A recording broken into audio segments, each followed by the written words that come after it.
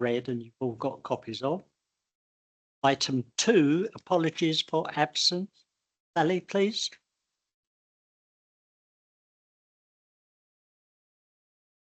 Yeah.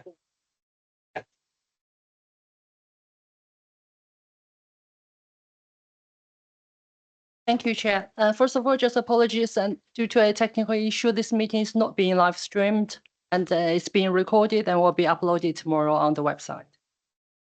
So we will start with Borough Councillors and then move on to Parish and Town Councils and then finish with County Councillors. When I call your name, please can you confirm that you are present? Councillor Doughton? Present. Councillor Tutton? Present. Councillor Bell? Present. Councillor Betts? Present. Councillor Banks? Councillor Bolton? Here. We have received apologies from Councillor Boxall, Councillor Chapman. Okay. Councillor Coffin? Present but online. Apologies. Thank you. Councillor Crisp? Apologies.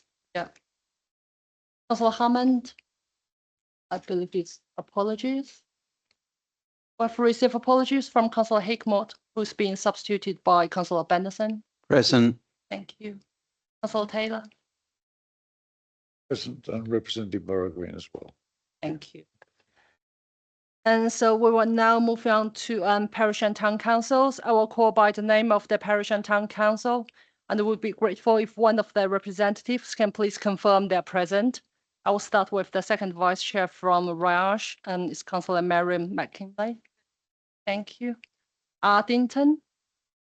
Present. Aylesford? Burling? Present. Garth Green? Yes. Barron? Eaton? We did receive apologies from Councillor Newman. East Morley and Luckfield?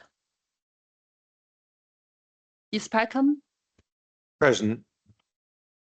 Atlow? Gildenborough? Iton? Kings Hill? Present. Leybourne? Maryworth? Orphan? Platt? Present. Thank you. Plaxto? We had apologies from Councillor Bainham and Councillor Carboni. Sheburn? Snodland? Yes. Dunstead? Present. Crossley? Wateringbury? Westmoreland? Present. West Peckham? Walden? Bruton? Present, miss. Now we are moving on to county councillors and Councillor Dean. We have received apologies from Councillor Hudson, Councillor Kennedy, Councillor Rayner, Present. Councillor Shine.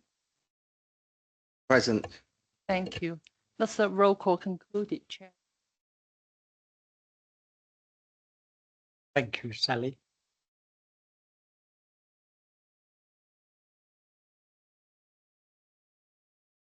Item 3 is the notification of substitute. Item 4, confirm as a correct record the minutes of the meeting of the Parish Partnership Panel held on the 29th May 2005. By your permission to sign those? Thank you. Item 5, any updates on actions identified in the last minutes. Yep. Item 6 is the update on local government reorganisation and community governance into a town council for Tunbridge. Amy is going first. Okay, please. Thank you, Chair, and thank you, members. This is the first presentation is going to be a joint presentation between myself as Chief Executive of Tunbridge and Morley Borough Council and then Matt Borton as the leader of the council. I'll take the first few slides and then Matt will follow. So this isn't the first time that we've presented to you, but we're very, very keen to keep you updated at every step of the way with the journey of local government reorganisation. It's a long journey, but it has many important stages and we are fast approaching the next important one. And so we felt it was really important to keep you fully up to date. So first thing to say is that you can't really talk about local government reorganisation without mentioning devolution. It's where it all started. They're two closely related topics, but they're not the same. And so what is the difference between them? The difference is, oh my goodness, that slide has disappeared. Oh, that is not the right slide pack. That's probably why. Goodness me, how odd. Let me stop sharing. Let's see if I can do this the other way. I'm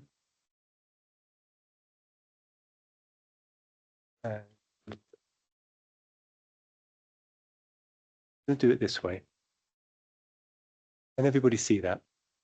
If I just put it into full screen. Okay, that's the one. Good. So just to remind you, this is a government, nationally led government agenda. And the agenda is really simple. The government want to see unitaries in all parts of the country, in effect replacing counties and replacing boroughs and districts. They also want to see strategic combined authorities with elected mayors in all parts of the country as well. How do those two concepts fit together? The first is the devolution part, which is the creation of these new strategic authorities. That's the sort of purpley coloured one at the top. The idea is government devolve powers, resources, freedoms to a local level, usually on the scale of a county, and they operate some functions that are currently delivered by central government. That's the idea. So it's a proper devolution from central government. And then underneath that, those existing boroughs and districts and counties that you see on the left-hand side, they come together to form new unitary councils. It's a simpler model of local government by combining what's currently called the upper tier councils, tier 1 and tier 2, into those new unitaries. How many unitaries and on what geography those unitaries are is still yet to be determined. And then the one constant is the parish councils on the bottom. They are not directly affected by devolution or local government reorganisation. You are the constant going forward. So that's the part of the local government family that we don't have uncertainty about, whereas the rest of it is a little bit uncertain at the moment. So the journey so far, it's hard to believe that it's only been a year since upper tier councils, so that's the county council in our geography, were invited to express an interest in devolution. And they did, and we supported that. The government published a devolution white paper following that, and then they told us who was in the devolution priority programme and who wasn't. And as you may recall, that devolution priority programme was in effect who would be the front runners. We expected to be one of the front runners, but the government decided otherwise. So we were not part of the devolution priority programme. What that means for us is that we do not have a date for devolution yet in this part of the country, but we do have a timescale for local government reorganisation. I'll just talk a little bit more about that in a moment. What else on that timescale has passed that's worth mentioning? The government did give us feedback on our initial submissions, And we presented, as Tunbridge and Malling, the option of establishing 3 unitary councils in the wider Kent geography. We felt that that was a really good balance between trying to achieve economies of scale to ensure local authorities going forward were financially sustainable, which is obviously a big problem for some of those councils that are carrying significant debt. And size certainly does help, particularly when you're contracting out services, but small enough to be responsive to local needs and to local residents. The government did give us feedback, but they did not give us a steer. They didn't say, yes, we want this size or this particular model. They kept their powder dry and just said, basically, keep going and work towards the final deadline, which is at the end of November, the 28th of November, for full proposal. At the bottom of that screen, you'll see 28th of November, deadline for full proposals on unitary council. Each council, each tier 1, so the county council and Medway Unitary Council, and each borough and district are required to submit one proposal setting out what they think is the right solution for the whole of the Kent geography. And that's the deadline that we are fast heading towards now. Now, in between all of that, there have been questions about, are the government really serious? Surely their ambitious timetable is not going to be achievable. Surely they'll slow down. Maybe they'll dilute the approach they are taking. And just when we were in the middle of hearing that feedback from residents, from some town and parish councillors, and indeed even from some local government officers, the government published its devolution and community empowerment bill. So I just wanted to spend a moment talking about that. So that came out on the 10th of July. So it's still quite kind of quite fresh off the blocks. What are the headlines around what the new bill contains? I think the most important thing is that it makes it very clear that the government is totally serious about implementing its ambitious timetable.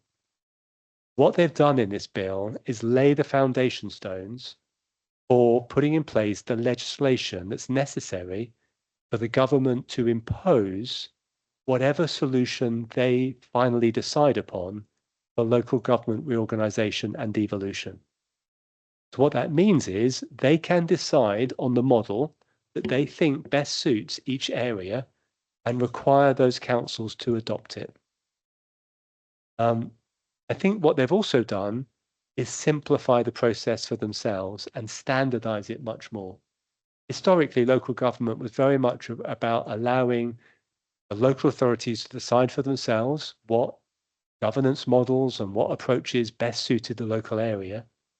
This is definitely a shift, giving central government much more control to direct the solutions they feel are most appropriate. And I'll talk a little bit more about that in a moment.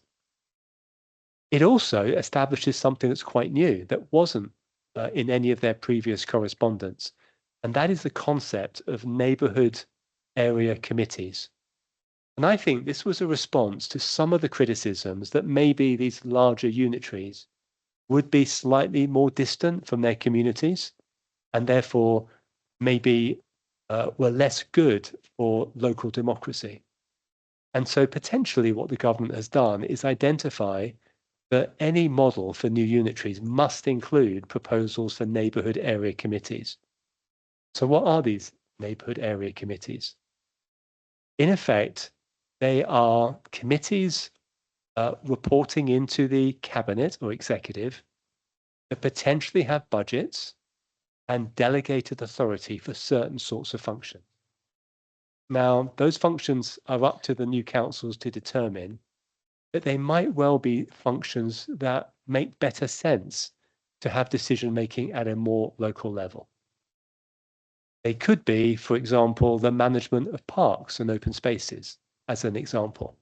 It could be the management of some of the highways. Again, making sure that local people, local councillors have greater involvement in decisions that affect their local area.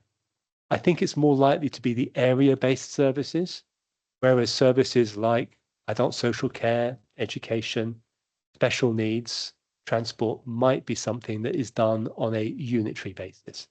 We don't know for sure, and we have yet to come forward with proposals on what geography those neighbourhood committees might operate on. Now, neighbourhood committees are not new. They've existed in local government for decades. I've worked in 2 councils that have had them. They certainly have the advantage of creating services that are much more responsive to local need, but they also come at a cost. They're also another layer, if I was critical, they're another layer of bureaucracy. But the government, whatever I think about it, the government have now said that they expect councils to come forward with proposals for these neighbourhood area committees. I mentioned that the new bill is really giving the government much more power. Here's an example. They are requiring all councils that are established going forward to adopt the cabinet or executive and scrutiny model. They are not allowing councils to adopt the committee system. There are councils out there that operate the committee system. I worked in one only a few years ago. To be honest, they're not as effective, but for years, the central government allowed local authorities to decide what model they wanted themselves. That flexibility is going. The government proposing that all councils will operate, in effect, the cabinet, leader and scrutiny model. They're also prescribing that the new elected mayors of the strategic combined authority, so the body that sits pretty much at the level of county as we see it at the moment, would be elected through a different election model. At the moment, the election model is first past the post, something we're all familiar with, and the model they're adopting means that the electorate will be asked to express a first preference and a second preference, and depending on the outcome of the first preference, the second preference may well be counted. So it's a model, again, that's not completely unfamiliar, but the government are prescribing that all elections for those executive mayors will be done on that new election model. And then the final thing, which is really kind of quite interesting, is that this bill is about devolution, but it's also about community empowerment. And there are a few items that definitely fall into that area. They're not massive. They're kind of quite small, actually, in their likely impact. But I've included one example, which is the right to purchase assets of community value. So it allows communities, if they so wish, to in effect have first refusal on any disposal of assets that are categorized as having community value. It doesn't resolve the fact that communities would have to find the money, they have to raise the money to buy these assets. At least it gives them first refusal if they are minded to do so. So I think I'm handing over to Matt. Yeah, so thank you. Thank you very much, Damien. So Damien's spoken about the kind of where we are at the moment, and what I'll just do now is explain a little bit about the timetable, both until 2029 as you get up there, but also the critical next few weeks. So once our submission is in November, we wait and the government will come back to us early next year. Now, they can undertake a public consultation. That would be done by the government. It wouldn't be a consultation by this council or by the county council. It would be done by central government. That's their choice. We shall see whether they do it. One thing we do know is that by summer 2026, they need to have confirmed which model, and I'll come on to talk a little bit about the models, they would see as being appropriate for how our local government is organised in the future. As the slide says up there, they might indicate the timescale for devolution. Obviously, that starts with the elected mayor and the strategic combined authority, but there's no guarantee that they'll do that. If that happens, and that's very much the government's intention, then effectively what happens from autumn 2026, which is only just over 12 months' time, until Vesting Day, as it's called, which would be April Fool's Day in 2028, is we'd be in a period of transition. So there would be restrictions placed on us and Kent County Council, probably about things such as spending, asset transfers, asset disposals, asset purchasers, all of that sort of thing. So vesting day in April 2028 means that ahead of that you need to have elections so that you can elect the new unitary councillors to effectively form the first term of the new authority, and they ordinarily take place a year earlier in May 2027. We're obviously due elections in May 2027, as is every single parish. So what we do know is that we'll have elections that day. We're just not quite sure what to at the moment. And the end of the Parliament's up there because that's the government's ambition to complete all of this by. So if they miss that, then they haven't given themselves very long to meet their ambition. I'll just spend a couple of slides just talking through and sharing some figures here. I won't go through this in any detail, but if you want to know a little bit more, then do ask us questions.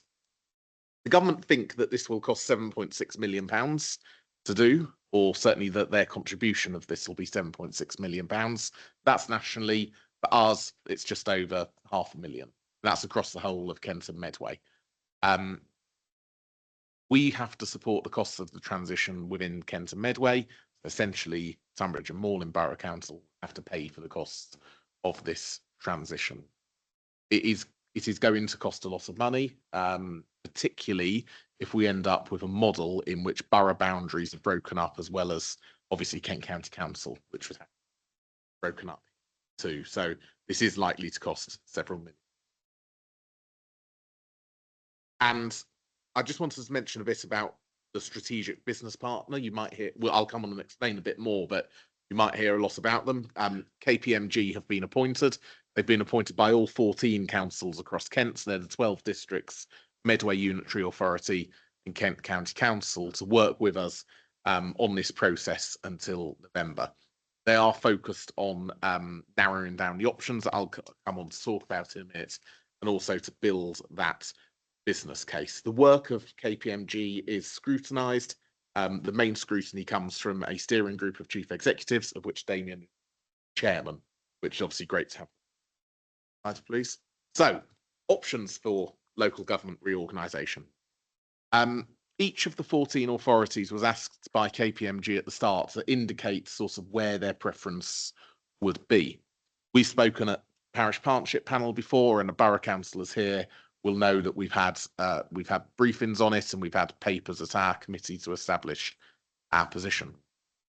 I'll come on to us last, but I'll just share where everyone else is. Essentially, there are 7 options on the table at the moment. Kent County Council have an option. They came out with this a couple of weeks ago, which I like to very crudely describe as abolishing everyone other than themselves. I.e., you would have Kent County Council, which would deliver all of the services that it currently does, plus all of the district and borough services, and then parish council. Essentially, you remove Tunbridge and Moorland Borough Council whole equation. They then say that would then create 3 area assemblies, which would roughly be the same geography as the 3 unitary option that I'll come on to speak about in a minute. We are one of the 5 councils that have indicated that would be our preference, and the maps are on the next slide, so don't feel you need to write all this down. I'll show you the 4 different 4 unitary options in a minute, including something called the Medway option. That involves boundary changes. Then Dartford and Gravesham would actually like to have 5 unitary authorities across Kent. Damien, if you just go on the next slide, you will see, and I appreciate the maps are a little bit small, so forgive us for this, but we can go through in a little bit more detail if you need. So the one on the left that you can see is 3 unitaries. You will see that that's a North Kent Council in light blue, a West Kent Council. These aren't, by the way, this is just sort of what are being called for illustrative purposes, in dark blue, and in a sort of greeny colour is an East Kent Council. The figures you see underneath are the population figures. As a reminder, the government have said that the population of these new authorities needs to be 500,000 at a minimum. They've said they will allow some flexibility around that. The total population of Kent and Medway is around about 1.9 million. And the population of Tunbridge and Moorland is about 135,000 people. So you can see Tunbridge and Moorland clearly is far too small under the government's criteria. as are every single borough and district and the Medway Unitary Authority. That's about 300,000. So on the left is the free unitary option. That places us with Sevenoaks, Tunbridge Wells and Maidstone. That has an authority with a population of 567,000, which is the smallest, not by very much, but the smallest of the free authorities. If you look on the right-hand side, in the middle, there are two options, option 4A and 4B, which essentially have the same geography, or West Kent. Again, the same four authorities, so the same population. The only difference there is that effectively Swale has come out of North Kent and gone into, and East Kent plus Swale has been divided into two. In 4A, you'll see there's sort of a coastal council. It's called East Kent, North East Kent, Swale, Canterbury, Thanet, and then a South Kent, Folkestone, Dover, and Ashford. 4B is slightly different, where you've got a North East Council of Canterbury, Thanet, and Dover, and then you've got Swale partnering with Ashford and Folkestone. Option 4C takes Maidstone out of the West Kent cluster, so you see our population reduces to 379,000, and effectively puts Maidstone with Ashford and Swale to form a Mid-Kent Council. Option 4D isn't very visible there, but effectively that is what's called the Medway model. Now, the Medway model involves boundary changes, and including boundary changes to Tunbridge and Morlin. So what it would do would be to put the whole of Tunbridge and Morlin in a West Kent council, with the whole of Sevenoaks district, with Tunbridge Wells borough as far east as Lamberhurst and Goudhurst, and with all parts of Dartford and Gravesham borough south of the M2. Bluebell Hill Village and Walderslade would move into a North Kent Council, which basically would have the M2 as its boundary, with the whole of Medway, Sittingbourne and the Isle of Sheppey from Swale, Dartford and Gravesham north of the M2. Then there's a Mid-Kent Council, which would effectively take in the whole of Maidstone, a little bit of Tunbridge Wells borough, the Cranbrook area, the whole of Ashford district, Faversham, and Folkestone and Hythe south of the M20. So that would be a very vast council down the M20. Then there'd be an East Kent authority, which would be the whole of Thanet, the whole of Canterbury, the whole of Dover, and effectively Folkestone town centre from Folkestone and Hythe. Option 5A is the preferred model of Dartford and Gravesham. There are boundary changes associated with that.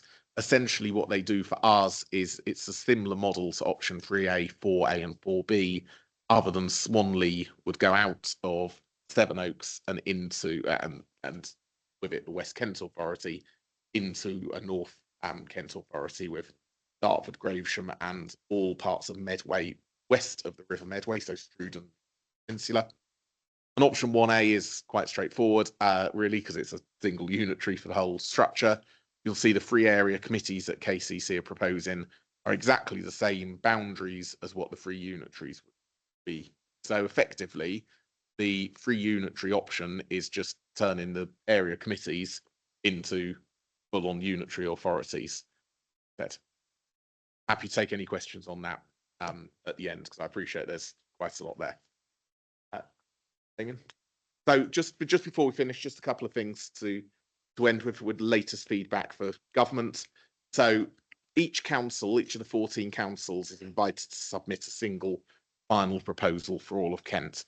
I want to labour that point a little bit. So occasionally you think, well, KCC as the so-called upper tier council may, their view may take precedence. That is not the case. All 14 councils will have their views treated equally. So as a borough council, that's very encouraging, because ultimately, while Kent are clearly a very important player, we're being abolished too. So that's why we've got the statutory invite. What we need to do in our final submission is set out the geography of the new unitaries as described on the previous slide, and obviously neighbourhood area committees that come with that. The criteria essentially must be clear. There must be data behind it. We can't just sort of devise this on the back of a fag packet and say, here you go, government, off you go, and meet a couple of criteria too. And we just included a little bit there. firstly, how the proposal will help unlock devolution. Now, regardless of what we thought of the decision not to put us in the priority programme, what the feedback from that said was that part of the problem was the difference in population between Kent and Medway was too vast. So clearly, so therefore you have to do reorganisation first. But clearly you need to create authorities that have got a similar population size. And that's very, very important for the government in order to get devolution, which many see is actually the benefit of all of this rather than the reorganisation of local government. Next slide. So parish councils got the grand total of 2 lines in the devolution white paper. As I like to tell everyone, you can draw your own conclusions as parish councillors about the value that the government places on your work arising from that. But I can assure you that at Tunbridge and Morlin, we value your work far more than clearly the government do. There has been a little bit more that's come out, but what's a little bit unclear at the moment is how the neighbourhood area committees would work, either alongside or in addition to the parish councils. And that middle bullet point there, I think, is quite an important point, really, because they've also given us no direction to establish one in areas where there aren't parish councils at the moment, albeit Dawn will come on to talk about that in a moment for Tunbridge Town. But that's something we're doing ourselves, effectively. We're not being asked by government to do it. And then the final bullet point, I think, is particularly important too, and I sort of move ahead slightly to that point of which we may have spending restrictions, but it's not just spending restrictions, it's restrictions on assets too and asset transfers, because we've got scrutiny from government, we've got scrutiny from our auditors, Grant Thornton, about transferring assets ahead of local government reorganisation. The work that KPMG are doing now to inform the business case, the options that are put forward, and not all 7 options have a full business case, is based on what the council is doing now. So they don't expect, and government doesn't expect, that to change in terms of assets, both in financial assets but physical assets. So that might be seen to undermine the success of councils in the government's eye, and they've given us sort of quite a stern warning about that. Just a couple more slides to go. Firstly, communication with parishes. So if the chair is agreeable, we'll continue to come along to present at your meetings on what is very much a moving feast. While I was sunning myself on a beach in Dorset, Damien attended the Calc AGM back in June, which was down in Ashford, and gave what I believe was very well regarded presentation on the situation in June. Obviously, we've done a little bit since then. We had a good meeting a couple of weeks ago with Sarah and her counterparts across West Kent, looking at how we can all work together across West Kent, which was very good and very helpful. So thank you, Sarah, for being there. And we also wanted to include that little graphic on the right, the bottom right there, that might become familiar to you all.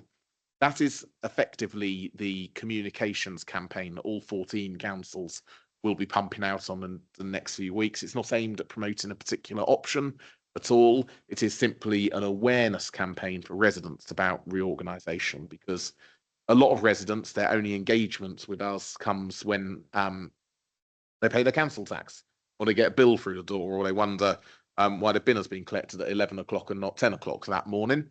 Well, they'll soon realise if they get a different council tax bill landing, what that means to them, that potentially could be more expensive. I'm sure they'd be interested then. So the communications campaign will sort of carry on over the next few weeks and months. And that's an example of the branding that's being used. So essentially it's going to say your changes come into your council. And that's been devised by communications specialists across Kent. So the final slide is 4 conclusions that we wanted to draw from this, and then happy to take any questions. As Damien said at the start, devolution and local government reorganisation are very, very different things, but the government is still committed to both. For us here in Kent and Medway, they're asking us to do local government reorganisation or devolution. That leads to the second point, that we still don't know the date for devolution in Kent, but we would like to receive that by the middle of next year. 28th of November is the next major milestone, and over the next few weeks there'll be more and more work coming about that, and parish councillors would like an update, even if it's just an email update to clerks, in advance of that, then we're sort of happy to give when there's news to share, really. And the fourth point, I think, is just looking at this from a positive perspective, because regardless of one's views on the government's approach to this and whether reorganisation is a good or bad thing, I think it's incumbent on us to think, why the government doing this, and also to do our best to operate within the system that we have been asked to do so. And so there's a reflection there about 4 elements that the government hopes to achieve, and we'd hope to achieve too, which is obviously streamlined structures, more efficient local governments, more joined up working across the public sector, because the government are saying your proposals must align with other public sector bodies too. That will result in simpler engagement with partners and also give greater scope for transformation and reform of public services, not just local councils, but all of the public services that we all rely on. Thank you very much. Thank you, Matt and Damien. Now, I was going to say there's a lot to digest, and can we have any questions? Bill, you're the first one with the hand up.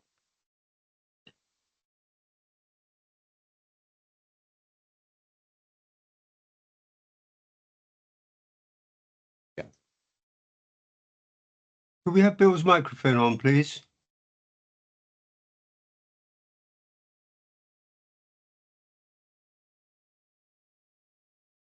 Bill now? Right, thank you. The extremely interesting, but in fact too much to take in at one go. So please, if we can have the presentations. Yeah, definitely arrange for them to be circulated to all clerks and then distributed to parish councillors as clerks wish to. Fine. Thank you. Wendy? Thank you, Chair. I'm not sure you've actually got any answers to what I'm going to ask, but with my parish council hat on, this raises more questions than it can answer, and I don't think you've got the answers either. Precepts, where would a parish council be expected to do that, and how do we run it? If there's neighbourhood area committees, are they paid? If they're paid, are they going to start paying parish councils as well? Because we are elected volunteers at the moment. Especially if they're alongside, how they're going to split the precept and the budget.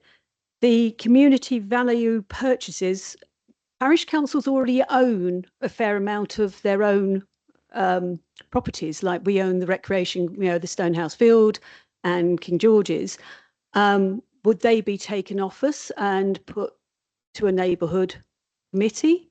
Or can we purchase, like I'm sure Platt Parish Council would love to actually take over Platt Woods, which apparently at the moment is run by us but owned by Tunbridge Morling. I don't think there's answers to that there. But my other question, which you might be able to answer, is the 227 elections, which is the borough council next elections. You said that there would be shadow unitary elections on that date. So, or that's what you're expecting. I know this is very much finger in the air and see which way the wind's going. So are you saying that all of the meetings would have 2 people in it, or how would it shadow? And that means there's 2 separate elections on the same day, or I guess looking at she's having a nightmare already. Yeah, I mean, how would you see that running as a shadow unitary? Sorry, I know it's you basically there's no answers at the moment. That is such an intimidating list of questions. My goodness, but very, very good questions. I'm going to, if you don't mind, Wendy, I'm going to take it in reverse and pick up the issue about the elections, because I can see Dawn getting very excited. So, I think the plan is that if the government's timetable of shadow elections to the new unitary councils taking place in May 2027, then The only other elections that will be happening at the same time will be the town and parish elections.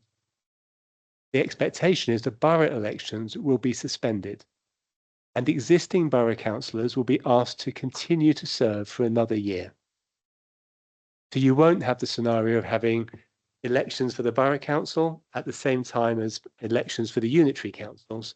One will be suspended and the other one will proceed. But what's it like when you've got councillors still serving in the boroughs and districts, and then these new unitary councillors? Well, those new unitary councillors will have a year to get ready for their new unitary council to go live. And they have a lot of things they have to do in that year.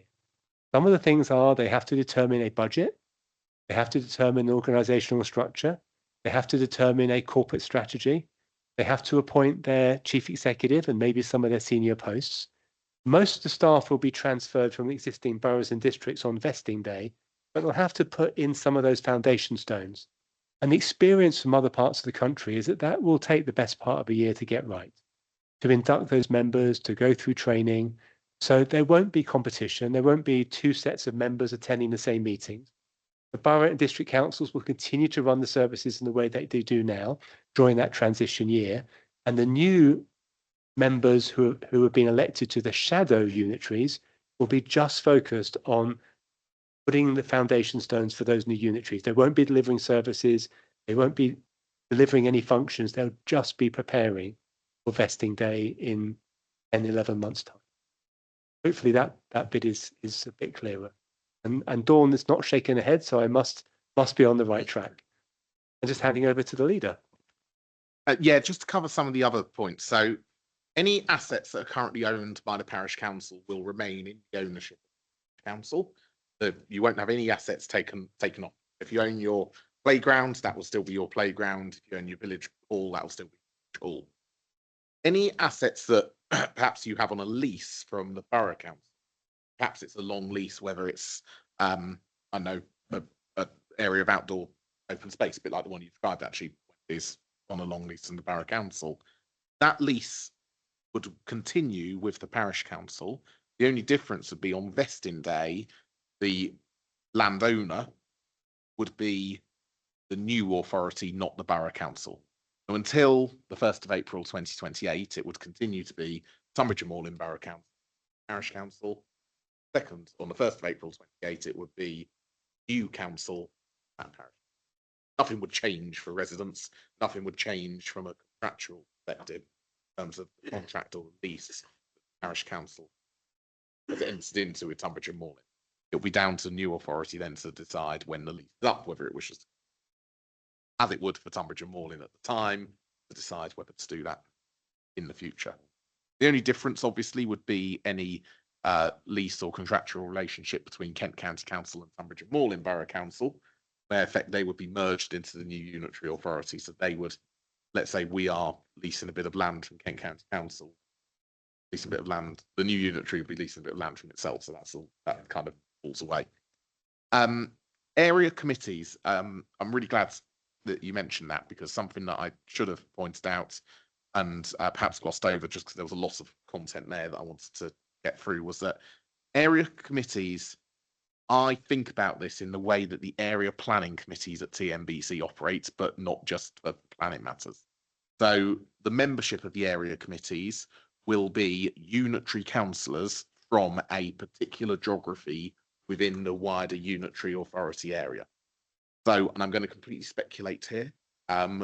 Let's say option 3A went ahead, where you had Maidstone, Tunbridge and Moorland, Sevenoaks and Tunbridge Wells that came together. New unitary might say, we'll set up area committees along the basis of the old borough boundaries. So effectively, the unitary councillors for those wards within it can meet to either determine or discuss ideas within that area. The flexibility in that is over the extent to which the area committees will have control of services. So the unitary authority may decide to effectively devolve part of its budget down to those area committees for certain services, not the ones that Damien mentioned, I think that's, but for things again like, or it might just say, you know what, the budget will still be controlled by the unitary authority at the moment, and what we'll use these area committees for, more of an ideas and policy development function. We don't know. That's going to be the unitary authority's problem to determine that. The one thing we do know is that we do need to have area committees. The government have come out and said pretty much that. Parish precepts are unchanged, effectively. You'll still have to set your precepts at the time that you do, and you'll still have exactly the same considerations that you do as parish councils when you come to budget time. That doesn't change at all. The only thing I would say, which I think is relevant to mention now, is obviously as parish councillors, you set your precepts, I think December, January time. And where you're setting it for the next financial year, we are, well, certainly the government's current timetable is indicating that actually at some point during the next financial year, Kent County Council and Tunbridge and Malling Borough Council could be under some sort of spending restriction or other restrictions too, ahead of vesting day. So that's going to limit what Tunbridge and Malling Borough Council can do and Kent County Council in that period of time. So if you want any conversations about what that means for your parish individually, then we're very happy to have that conversation on an individual basis or go through your local borough councillors. Thank you. Harry?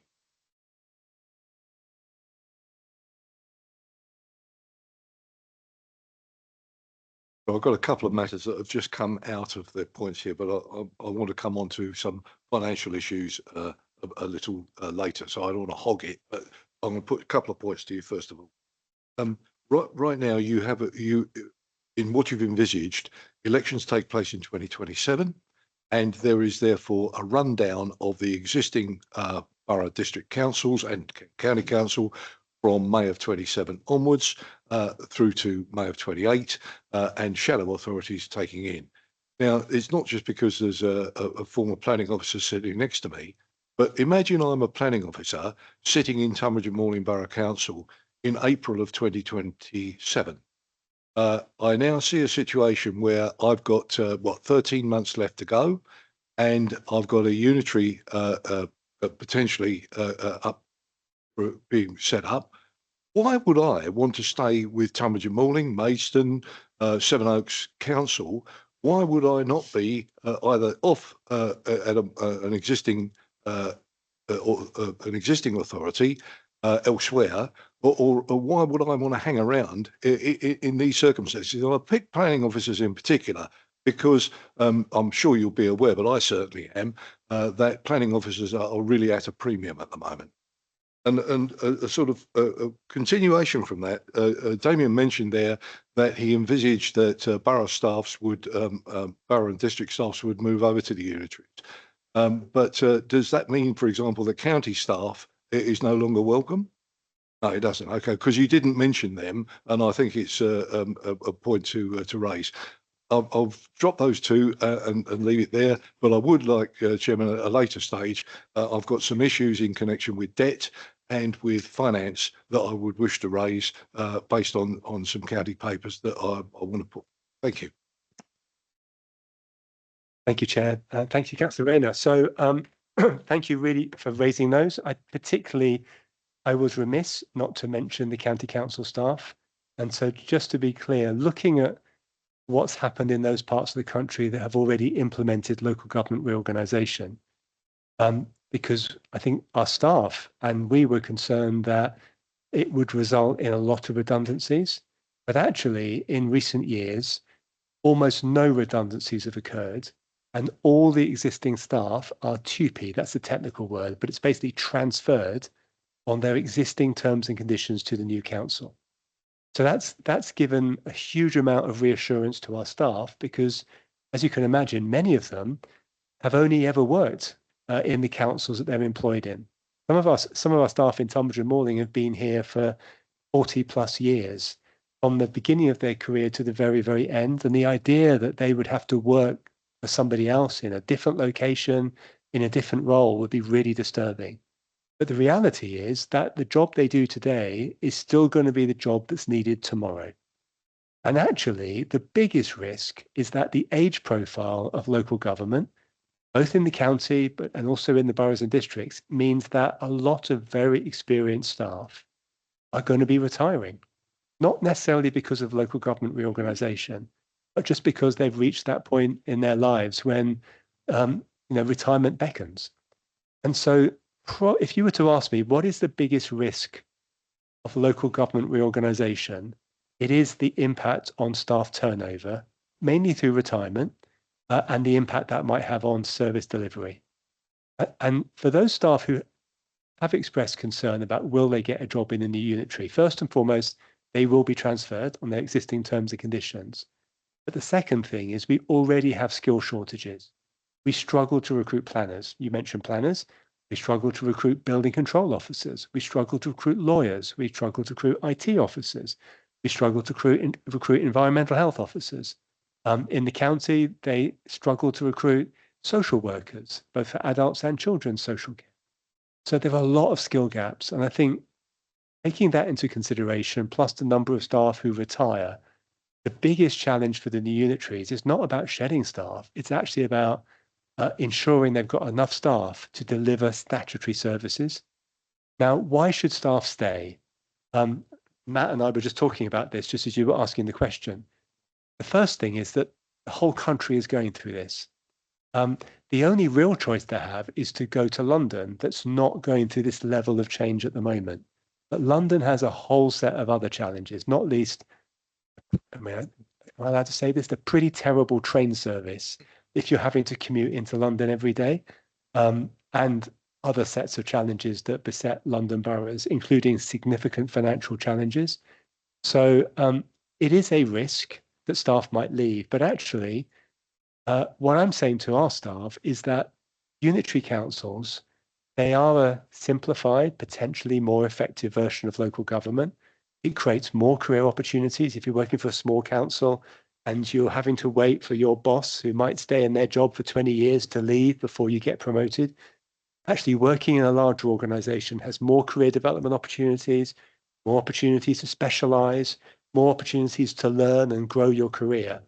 And so there's a really good reason why staff should stay where they are, because their opportunities are only going to increase, not decrease, because of local government reorganisation. And I'm pleased to say that if you talk to our staff in this council, I can't talk for the others across Kent, I think our staff are feeling relatively comfortable. And, part of my job as the chief executive is to make sure our staff see the opportunity for them and their services through when they move into the new unitary councils. The point you haven't addressed, though, is the priority programme. The priority programme means that those areas around us, Essex, Suffolk and Norfolk, Sussex, Surrey, Hampshire, they are all 12 months ahead. They are having their elections in May of 26. And that's what my point to you about the imaginary planning officer. Why would he hang around in April for a position he may or may not get in a level that he may or may not get when there are established unitaries already in position that you haven't addressed in your response? That's a really, really good question. And I agree, that is a bigger risk. We would have much preferred to be in the first round. We now find ourselves in a position where other councils around us will have implemented local government reorganisation at least a year ahead of us. And in that year, that is a risk. Now, how do we mitigate it in a council like Tunbridge and Malling? I think the first thing is that we take a lot of care to make sure that we create a very, very supportive, very positive working environment. Our staff really love to work for us. Many of the staff come. They may think they might spend a year or two and then end up spending 20 or 30 years with us. They don't necessarily want to commute long distances. They like the way that we operate here, but we are going to face a bit of a battle. And you're absolutely right. The risks grow significantly because we're not in the priority programme. And we have that year where those other councils can argue stability at the point that we are then looking at the change ahead of us. So very, very good point. Thank you. Adam? Thank you, Chair. I just wanted to pick up on the point that Damien raised, that the 4 in the plan for West Kent that the area committee chair have met, and we will be meeting again.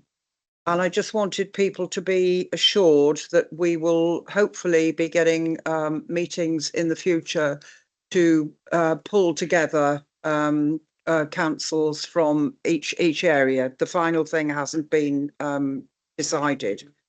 From now until the 28th of November is obviously some significant time.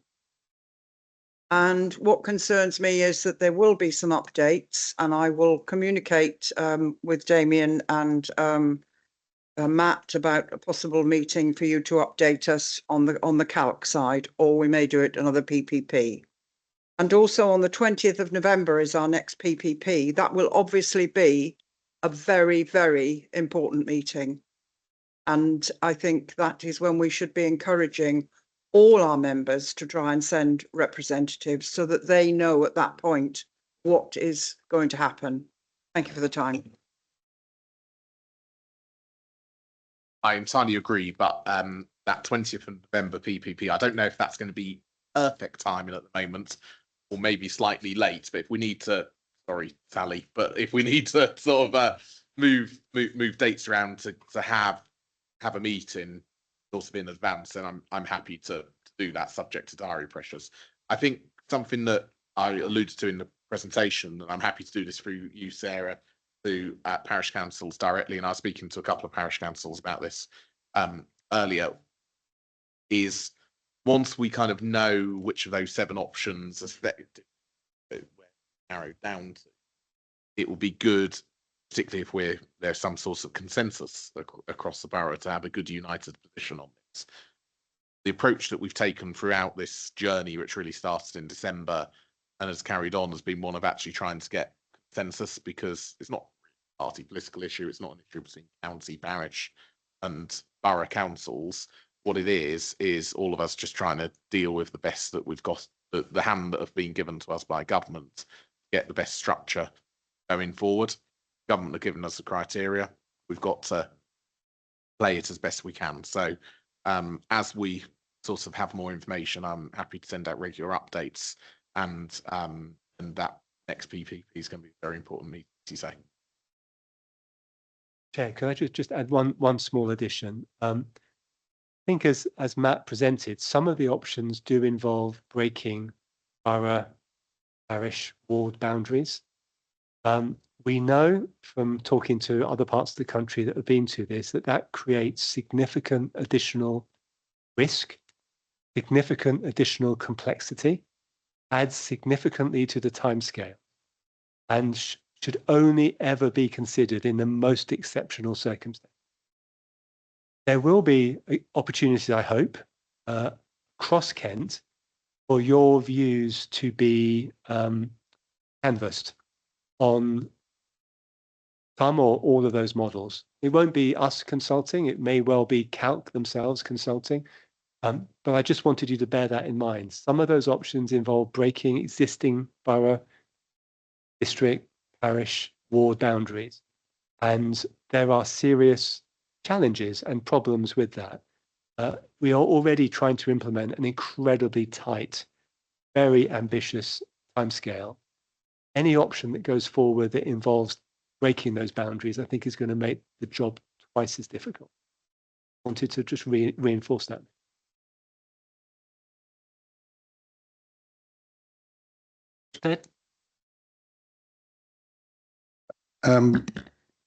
When I left Oxley to move house,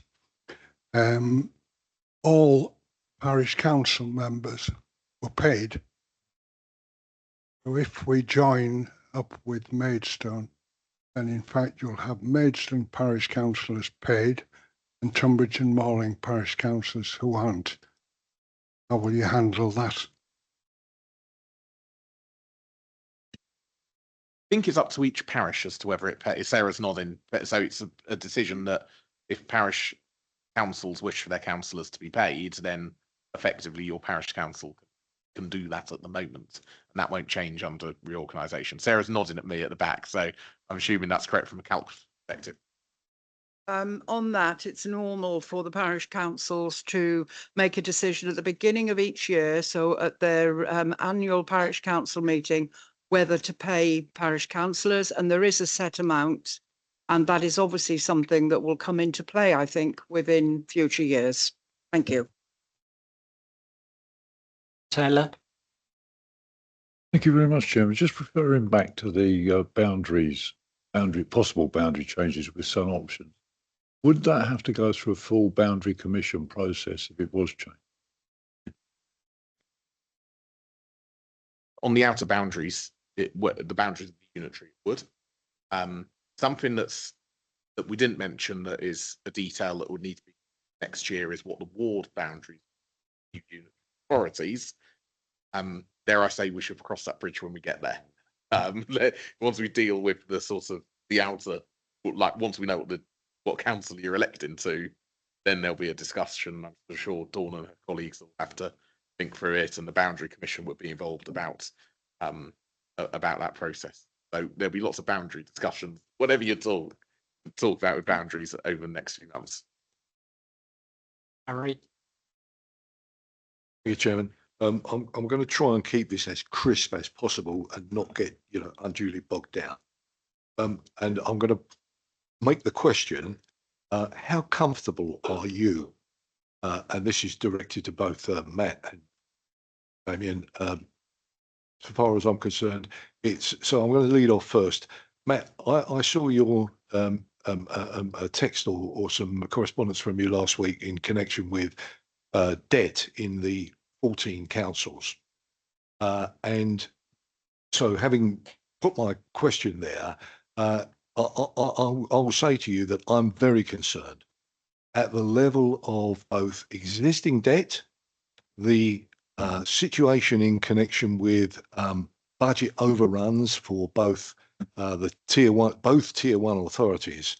So not just the existing debt, which was shown, but also the off-balance sheet debt in connection with the overrun on SEND transport, for example, on both authorities, which it hasn't been counted yet. And when you add all that up, and if again looking at the paper that was issued, ACC on pages 75, 76, and 77, this is the documentation, devolution and local government reorganisation, Monday the 28th of July paper to the Cabinet Committee. It's clear here that there is a plan for a premium against the West Kent residents. At the moment, the debt in Tunbridge and Morley is nil to negligible. Ditto Tunbridge Wells. Sevenoaks has a relatively small amount of debt, and the same with Maidstone. But elsewhere in Kent, including at KCC, there are some really heavy debts. We're looking at over £2 billion.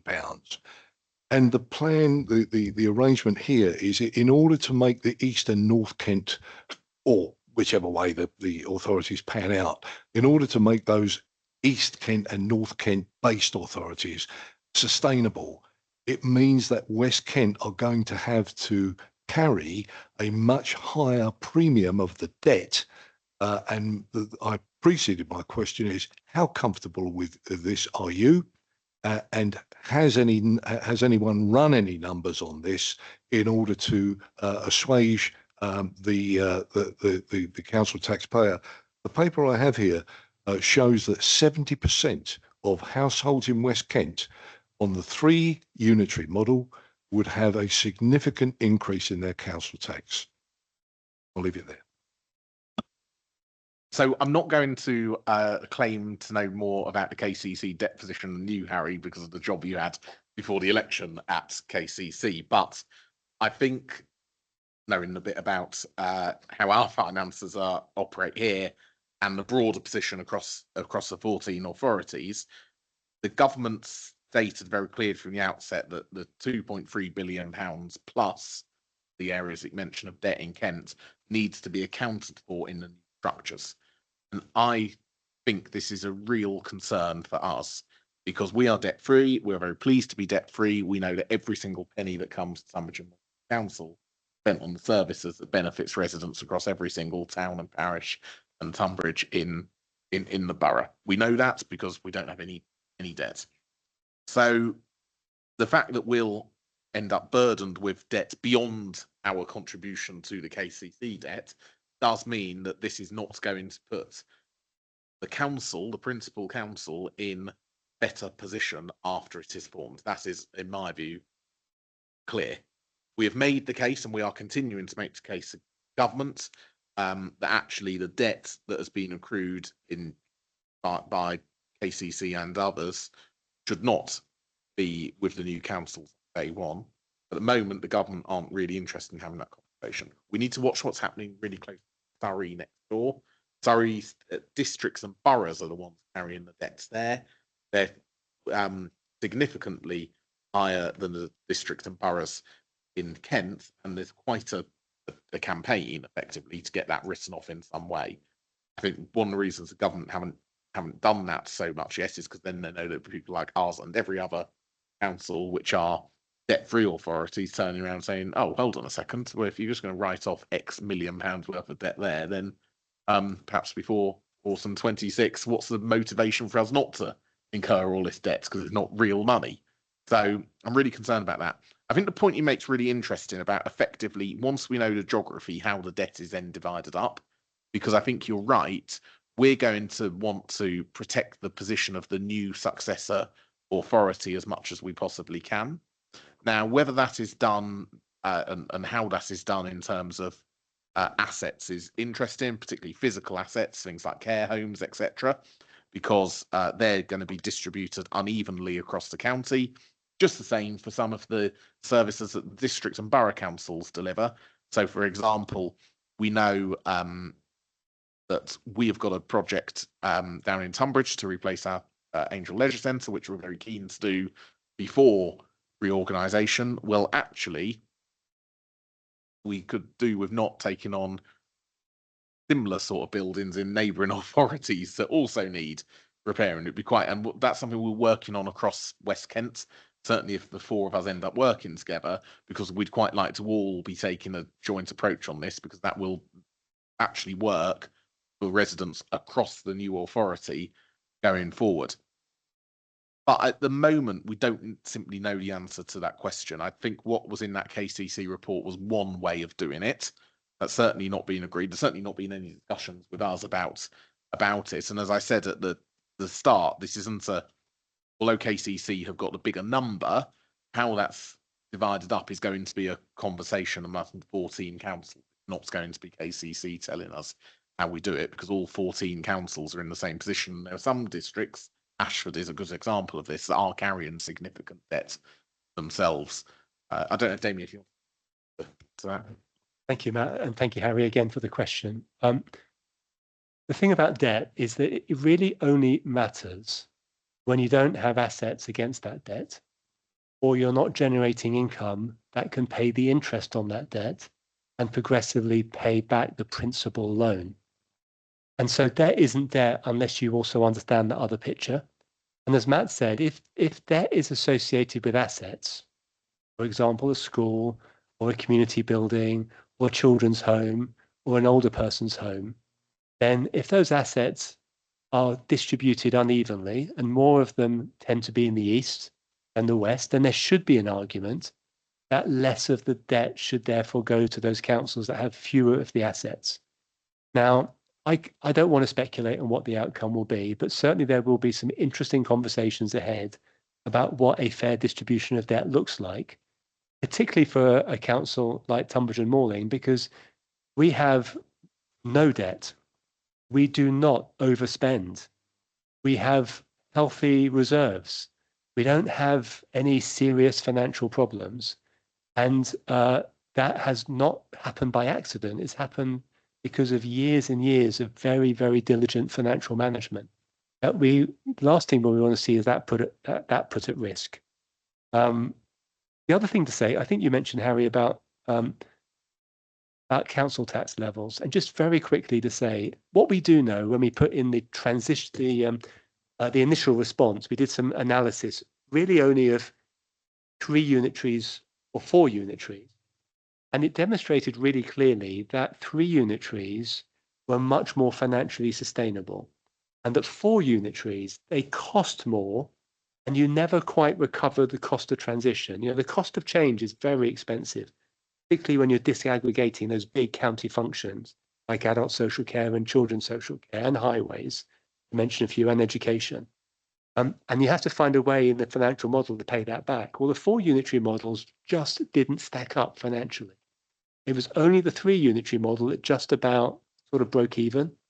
Now, I don't know, I can't prejudge how the analysis will go that we'll be submitting in November, but I suspect it might mirror some of that. So if you are looking at wanting the most efficient local government going forward, at least based on what we know so far, 3 unitaries across the Kent geography is a much more efficient model than 4.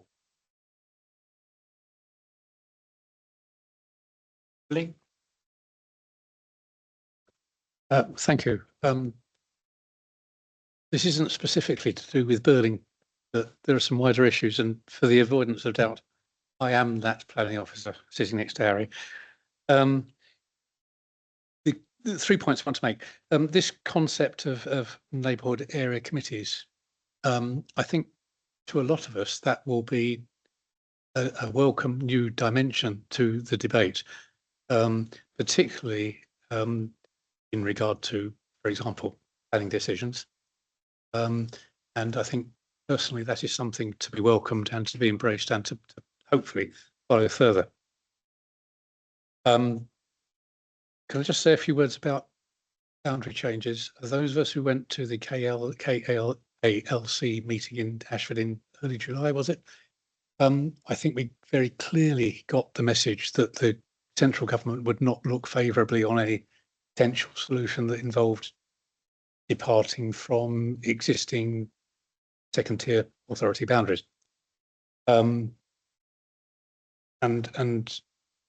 certainly from what I've seen, the proposal that Dartford and Gravesham have put forward doesn't pass go, but let's leave it there.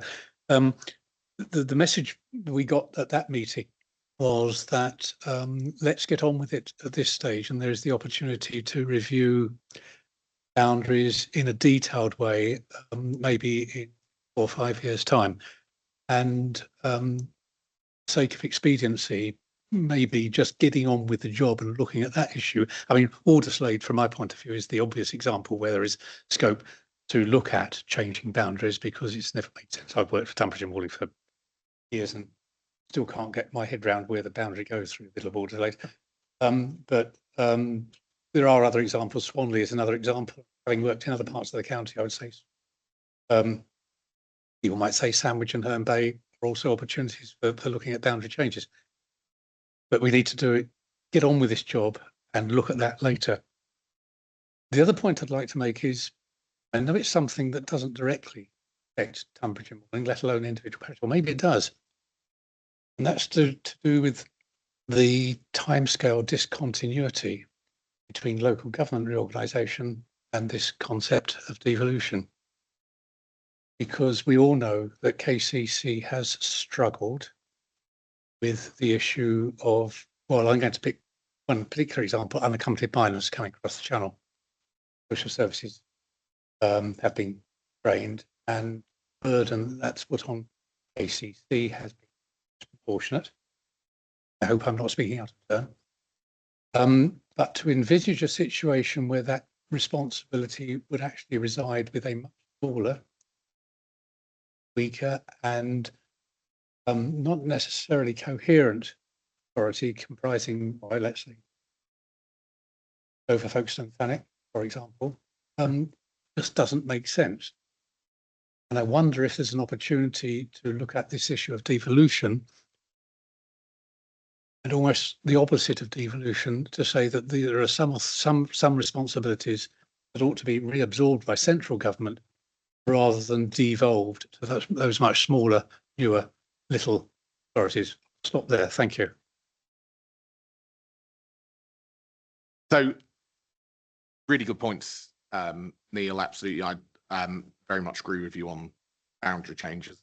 Made that point consistently to Medway about their plans to take Tom away from us up in Walderslade.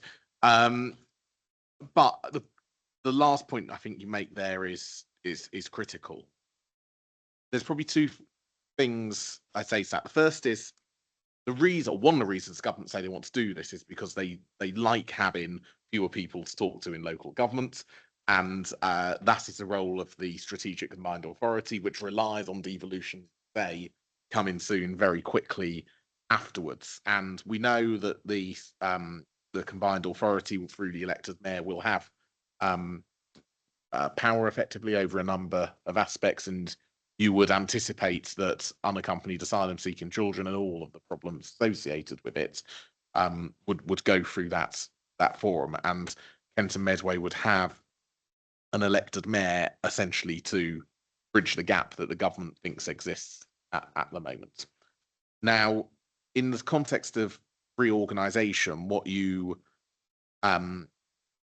view that's coming out of East Kent in particular, certainly some East Kent authorities focus on, are very clear about this, is that you want to ideally have all the port infrastructure in the same authority. Obviously, the Port of Dover is Dover, the Channel Tunnel is in Folkestone, you've got the inland border facility, I think, in Ashford. So it's all dotted across different districts and boroughs. Folkestone's view in particular is, and this is one of the reasons they support the free unitary, is because they want to bring all of that into the same authority. So effectively, you'd have, this is done, have your strategic authority with your elected mayor who can talk to government about making that specific case. Have one council on the ground delivering all of the wraparound that goes with it. But it's really important, I think, that isn't lost during this process. Certainly, there is some very sensible people down in East Kent who are making that point. And although we're a bit further away from the problem here, we use that as we lent very heavily on that during the discussions and arguments about us being in the devolution priority programme. Perhaps we should have done more of it, but the government didn't want to hear it or doesn't appreciate the scale of the problem. Robin. Thank you, Chairman.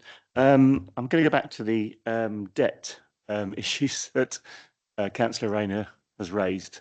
I call it eye-watering debt levels, actually, with the numbers I've just heard. I think my concerns is that the way they may well, or the decisions made to distribute that debt is going to be really, really worrying for us, particularly if they're going to overload the West Kent unitary.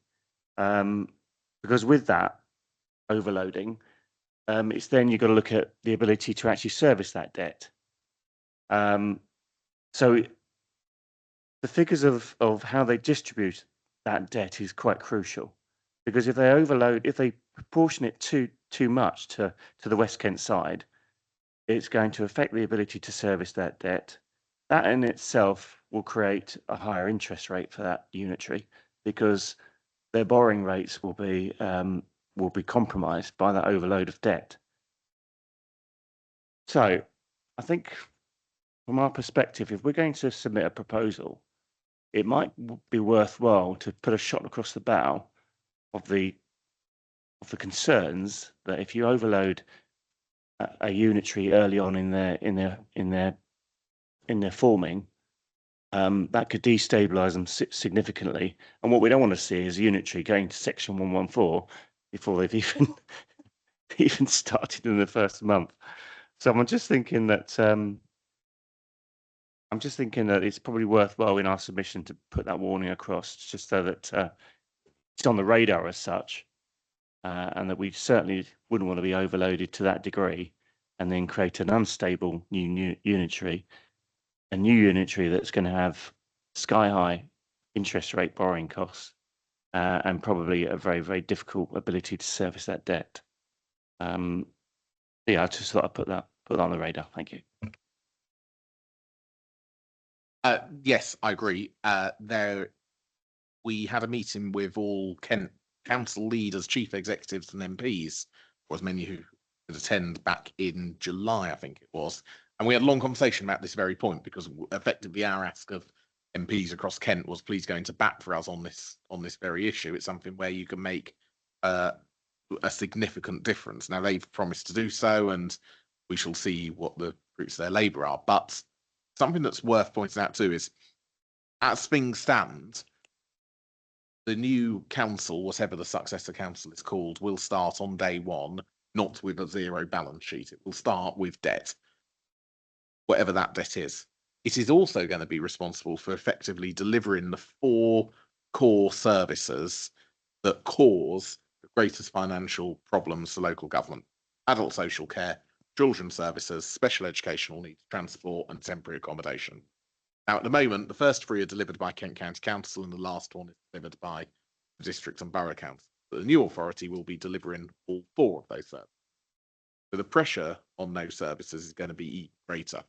Government to come out in relation to children's social care and effectively come up with a model which is a bit wishy-washy out sort of how that can be delivered across a strategic authority area. But people who know a bit more about social care than I do have got some doubts about how that would work. So the long and the short of it is, the new successor authorities are highly likely to be incredibly financially challenged, and that will impact on the discretionary services that the boroughs and the districts in particular, but also the county council with things like highways, will be and potholes and that sort of thing, rather than strategic highways, will be handing over to the new authority. So I don't want to be sort of doom and gloom about it, but perhaps people might look back quite fondly on Tunbridge and Borough Council's financial position.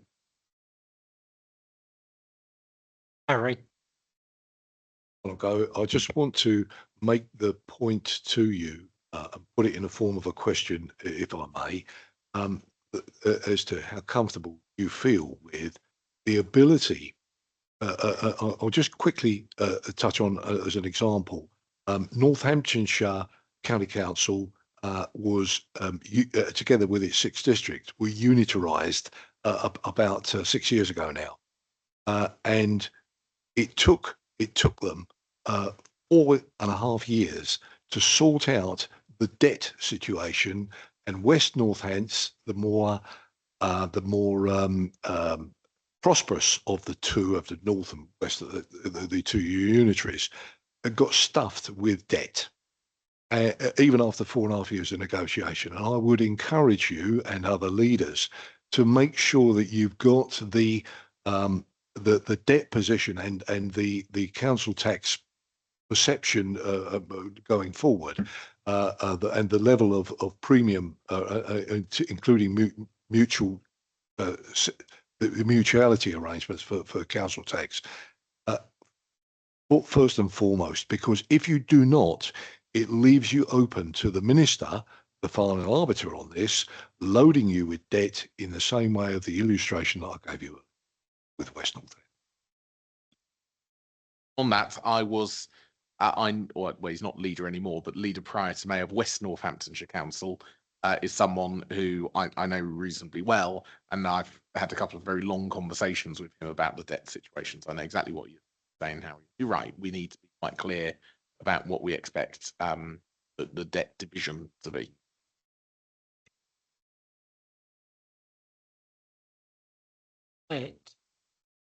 Very in-depth debate. Is there any further questions?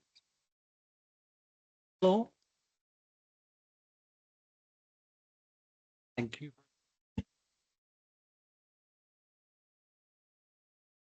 All right, you go down there.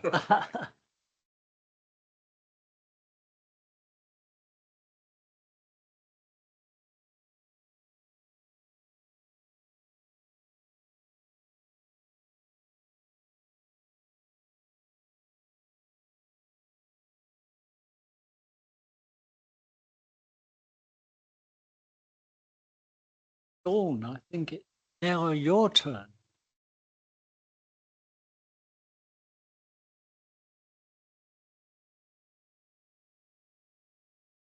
Good evening, everybody. I've been asked to come along this evening and give you an update as to where we are with the community governance review that we are undertaking to ascertain whether there's going to be a town council set up for Tunbridge.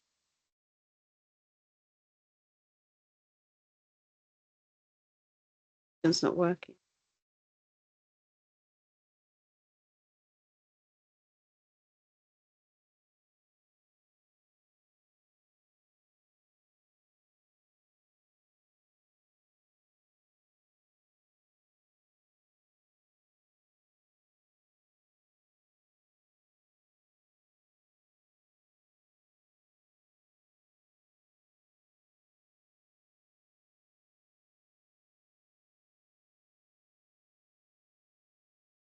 Apologies, I'm just trying to get it to come up, but it's not working, fortunately. Damien, I can send it to you.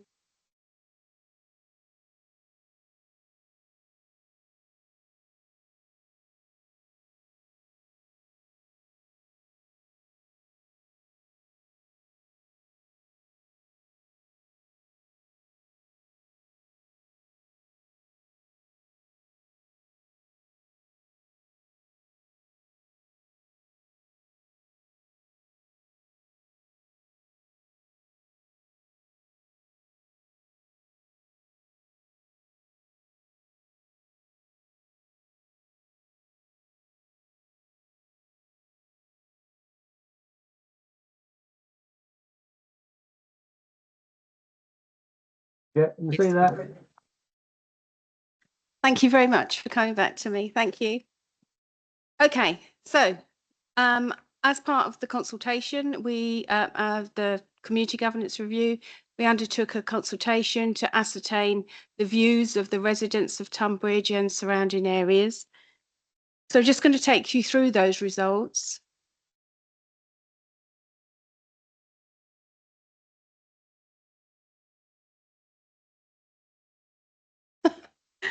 Trying to. Try. Yeah, okay. So in total, 3,257 people actually responded to the consultation. That represented approximately 12% of the electorate as a response rate. And the profile of the responders was, as you can see, different age groups. So we got quite a good cover across all age groups of our residents.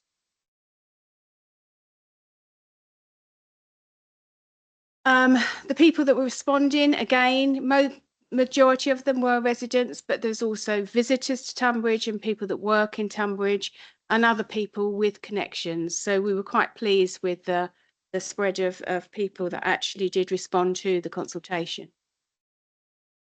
So the majority of people responding found out about it directly from the Borough Council. We sent out direct emails. We looked at our email database and sent it to all residents that we had an email from. There was obviously leaflets delivered to every household and business premises within Tunbridge. Our comms team did a lot of social media posting, and it was on our website. It still is, with all the details of the consultation and also the governance review in general. So, but the direct email, that obviously is a way that really works. You go straight into people's inboxes, and when they open it, then they respond. So that's quite a positive for us. So there's just a breakdown of the way that people found out about the consultation. And as you can see there, the emails are by far the most popular. So in response to the question, should Tunbridge have a town council, there was a sizable majority in favour of establishing a town council. 72% actually responded that they would like a town council, 23% responded that they didn't, and 5% were unsure.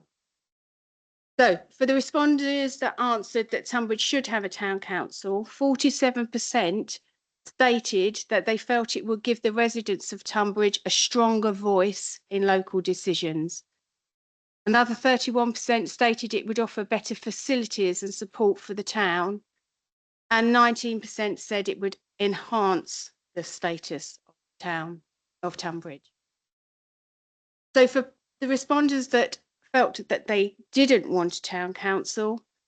41% stated that they don't want the additional costs added to their tax bill. 27% stated that the borough council and people actually wrote this about any future unitary council already provides a service that a town council would. And 20%, another 27% felt it would just add the local bureaucracy. Okay.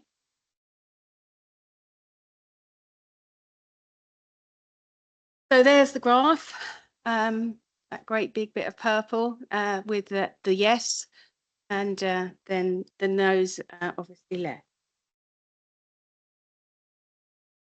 And there's the response rates around the different reasons that they gave as to why they would want a town council. By far, the biggest percentage was about having a stronger voice in local decisions. And this model shows you the main reasons why people didn't want a town council. So in conclusion, the main outcome of this community governance review consultation is that the majority of responders were in favour of a town council being established for Tunbridge.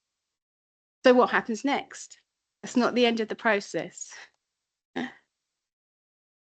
So following the publication of the consultation results earlier this month, a report will be going to the next full council meeting on the 28th of October, which will report those results of that consultation, and then we'll also make recommendations for the next steps of the review process, which then full council will decide upon.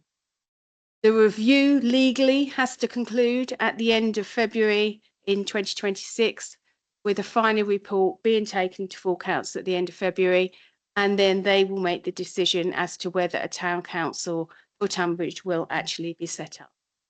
Okay, so we're only halfway through. So any questions? Told you it was easier than the last one. No, okay, thank you. Oh, Wendy? got a couple. I just want to ask sort of timing of going forward now, if that's, they said yes, and recognising we need to get it done before everything else happens. What can we expect from that? Okay, thank you. If I maybe it could start. So thank you, Wendy, for the question. So as Dawn said, this is a really positive result in favour of establishing a town council in Tunbridge, but it's not the end of the process. The final decision will be taken by the Borough Council at a full council meeting in February. Now, when you establish a new parish or town council, you have to be very mindful of the cycle of elections and to make sure that the new town council is established to fit in with the election cycle.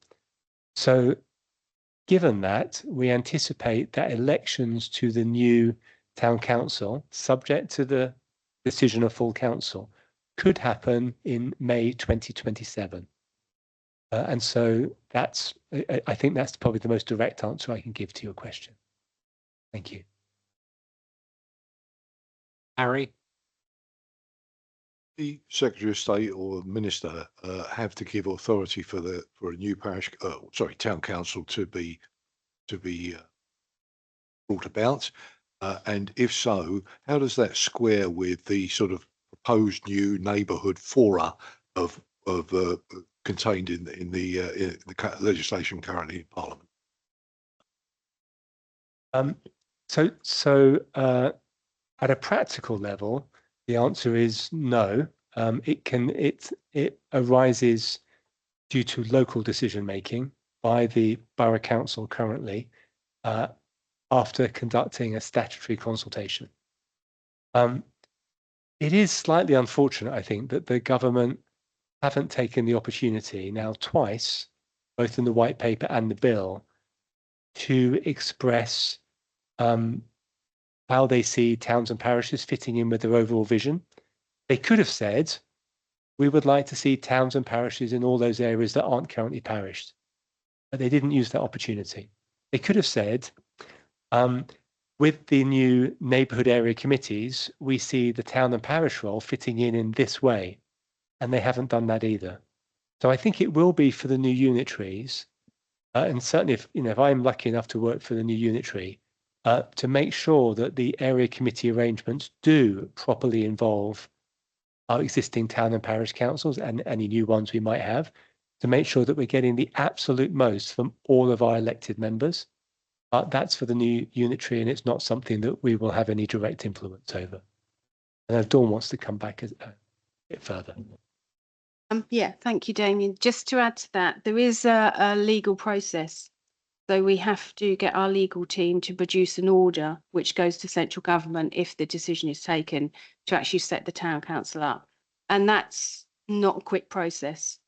So it might seem like we're delaying things by saying take the elections to 27, but we think it will take most of next year, if the decision is taken to do it, to actually get all the legal stuff in place for it to go to election. That is exactly what I was referring to. You've answered the question. Thank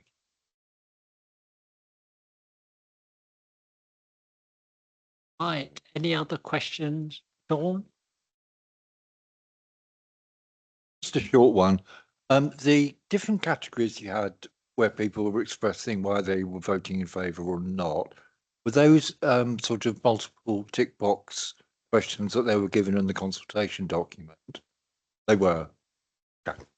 Yes, there was set answers that we gave to people, but there was also free text boxes. So there was another, and then people could write what they wanted. Most of the questions in the consultation had set answers, but again, a place where people could actually add their own comment. Okay. Yes. Lovely. Thank you.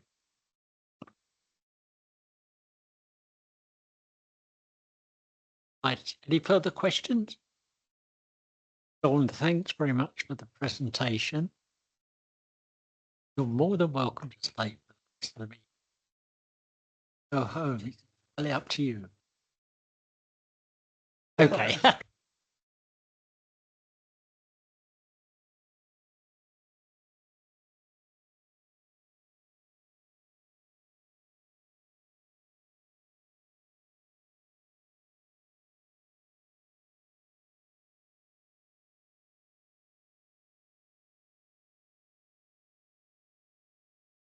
The next one is planning consultation for a parish and council. I believe Mike Taylor. Very much, Chairman. I'll try and be even briefer than I normally am.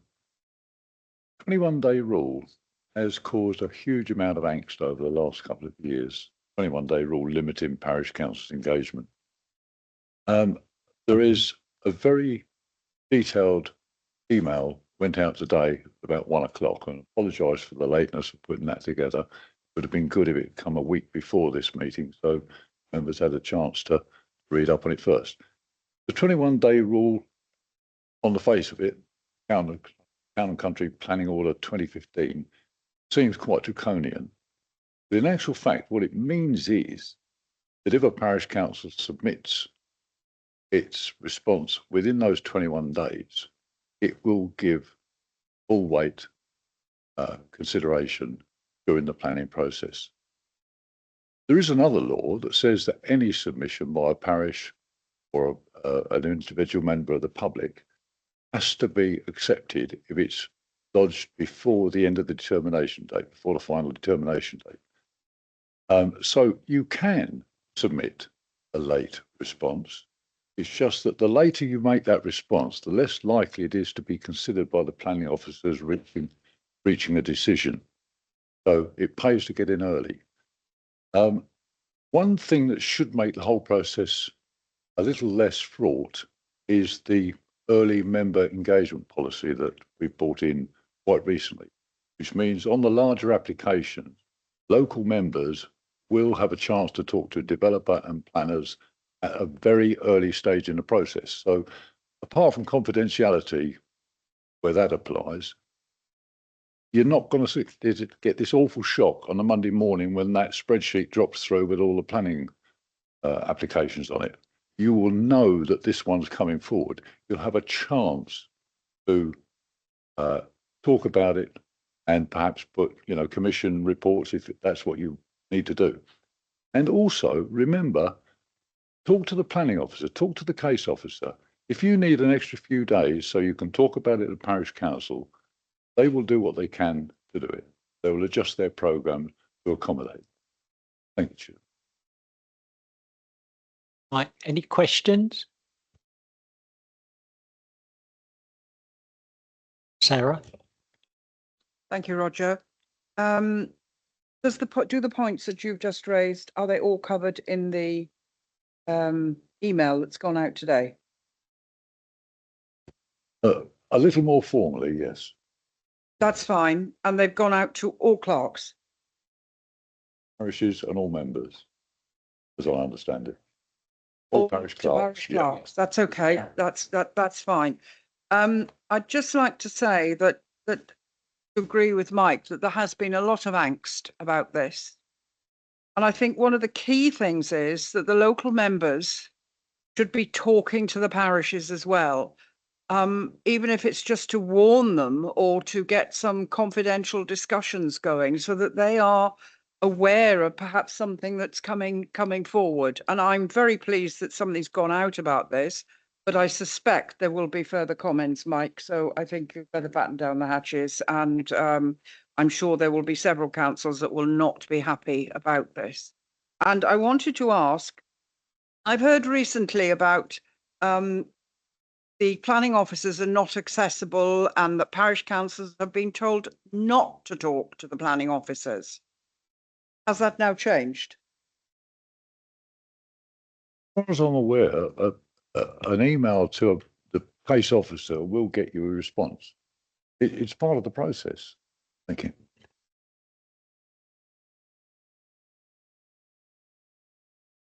Any other questions for Mike? No, okay.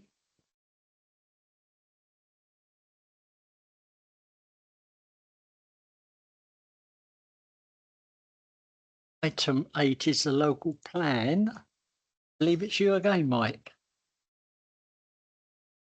Again, very brief.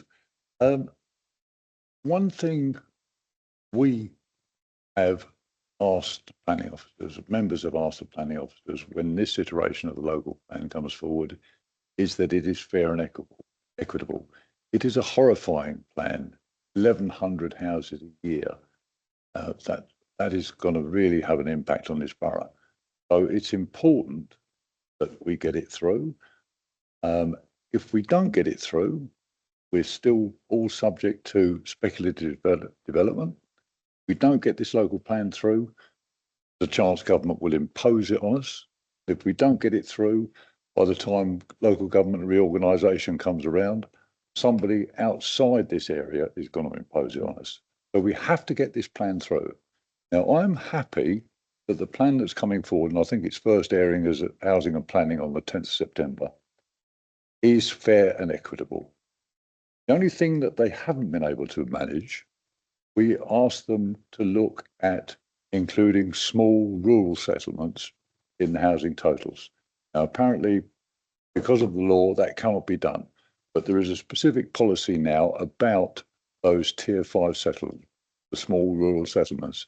So there is a possibility for development in those settlements where it's sustainable and where it will help the parish, help the village. I think that's about brings us up to date, actually, Chairman. Harry? To ask Mr. Mike Taylor if he would be kind enough just to let us know how he sees the dates for the future. In other words, where are we with Reg 18? Where are we with Reg 19? And how that squares up with the reorganisation that we were looking at, the dates for reorganisation we were looking at earlier. Mike, can you accommodate? I defer that question to the leader. He's got an automatic calendar in his head, and I just drift along from day to day. I am entirely neutral as to who answers the question. Thank you. Thanks, Mike. The different arms of government don't necessarily talk to each other. I'll throw that statement out to start with. The Tunbridge and Moorland Local Plan Reg 18 is defined in the local development strategy that's been put together by the council. That's on the website. That's unchanged since it was considered by our Housing and Planning Committee earlier this year. So the anticipation is subject to the agreement of borough councillors. We'll be looking to consult on that before Christmas. But obviously, borough councillors need to be happy with it and need to agree to do so. We need to get a local plan. So there's another phase of Regulation 19 to come after that. That needs to happen and then be sent to the planning inspectorate by December 2026, the end of next year. It's a very tight timescale, very, very tight indeed. So the Regulation 18 document clearly has to look quite a lot like a Regulation 19 document. After that, the timescale is in the hands of the government.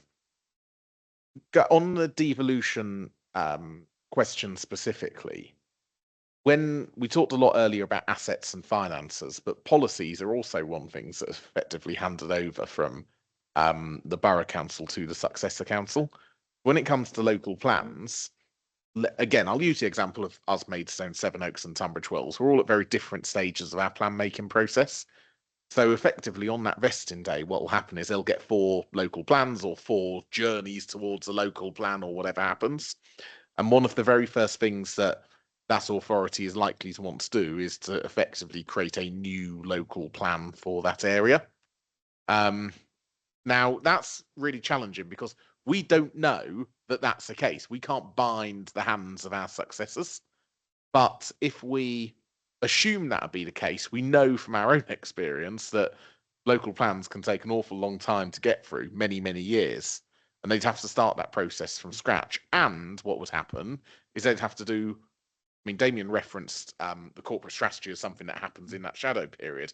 They can't do much more than the corporate strategy. They've got to do every other policy, from your housing allocations policy to dealing with bin collection contracts that need standardising and everything else. So essentially, the borough council still needs to progress on the local plan journey in order to put in place a plan that benefits the residents both now and also the same group of residents for the future authority too. And because we can't bind the hands of our successors. Also, if we didn't take into account the reorganisation piece, then what would happen is we wouldn't have any guiding principles or any governing planning policies to determine development, and we would have even less control over that for a longer period of time than we do in our position at the moment, where we have an outdated local plan. So it's very tricky. Whichever way you jump on this, you do create significant risk going forward, and that's frustrating. Harry. A supplementary question on that one, please. So we're talking Reg 19, Christmas 2026 or thereabouts, and that means the inquiry for the local plan. I would normally expect to see somewhere in the back end of 2027 or early 28. Is that the sort of dates that that the leader is looking at, please? Thank you. Unfortunately, the question was so quick, I couldn't actually get local development strategy up to answer that precisely. But yes, essentially, we don't know how long it'll take from us submitting the plan to the inspectorate for the inspector to launch a public inquiry. I think it was 2 years last time.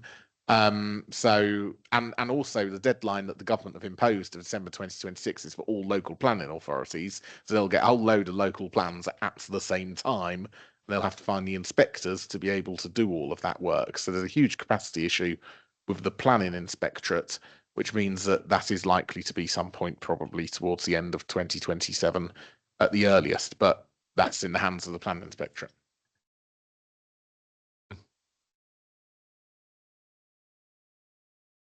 Sarah. Thank you, Chair. Mike, you mentioned a housing and planning scrutiny committee on the 10th of September. I can't find one in the diary. The one I can find is the 21st of October. Is that correct? Sorry to put you on the spot, Mike. No, that's okay. Now, at that meeting, this will be the first time that some people will have even heard about what the dates are or what it is for local plan. Could I please put in a request that some form of communication is sent out after that meeting, just to brief the parishes so that they know what's going on, because not many of them will tune into that meeting. I might, because I'm stupid. But I think it is important that we have the communications between the borough and the parishes, perhaps up a little notch on the local plan. And I direct that question to the leader, please. Waiting for Mike to answer that. Yes, we can do. All parishes should get sent every single TMBC committee agenda. That should happen at the moment, so parishes can see what's on our agendas if they wish. I do appreciate local plan has perhaps greater public interest than some of our committee meetings, although you're all welcome at every committee meeting that Tunbridge and Morlin holds. And yes, certainly in advance of that, I imagine there'll be subject to Mike's conversations with our planning and media team, there'll probably be some sort of more direct communication to parish councils and also interested residents and other third parties about the content of that.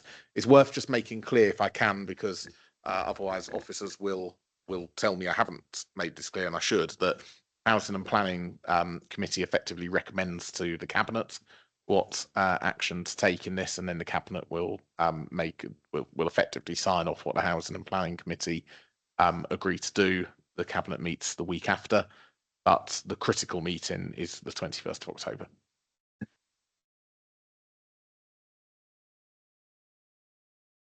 Thank you, Chair, for allowing me to come back. I know from experience, Matt, that a lot of people don't even look at those agendas. What I'm asking for is that no more than one A4, one side of just the key points could be put forward either after the housing scrutiny or cabinet, so that all the parish councils are aware at that time. Otherwise, it's down to me to do. And I would ask if the borough council could take that on board. Thank you. I will delegate that responsibility to Mike, since he delegated to me answering this question. Accept it willingly.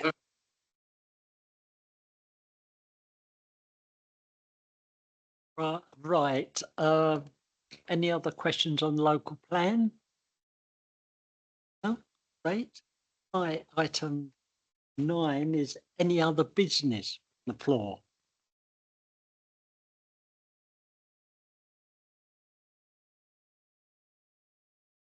Sarah, haven't you spoken enough tonight? No, I'm afraid I've got a long list, but I've covered most of it. Many councils will be aware that East Peckham Parish Council have written to the leader, and I am aware that that letter has now gone to Parish Council. Will there be an opportunity for the leader or an officer to address all those points, either directly to East Peckham or to the councils that I know are going to be writing to you as a result of that letter? Matt? There was an awful lot in that letter from East Peckham Parish Council. There was some that was just factually incorrect. There was some that required further clarification that we received, and it's my intention that I'll be responding to that as quickly as I can. If any parish would like a copy, then I'm happy to send it to them. Right. Any other business? Mike Taylor. Thank you, Chairman. Many of you will know that I've been putting together an informal landfill register because it's quite clear there are gaping holes in the Environment Agency and KCC records. A lot of parishes have come back to me with very detailed responses, and I'm presuming that the ones that haven't come back haven't got any holes. But just in case you have, can I just remind you through the minutes that I'm still putting together this landfill register? Thank you. Thank you, Mike. Right, before I close the meeting, I'd just like to convey my thanks to Damien and Matt. They've given up their time and it was a very useful debate. As they, to have a chief executive such as we've got and a leader as we've got, we are very, very lucky council. Thank you both. And I'll close the meeting. It is 9:27. Good night to you all.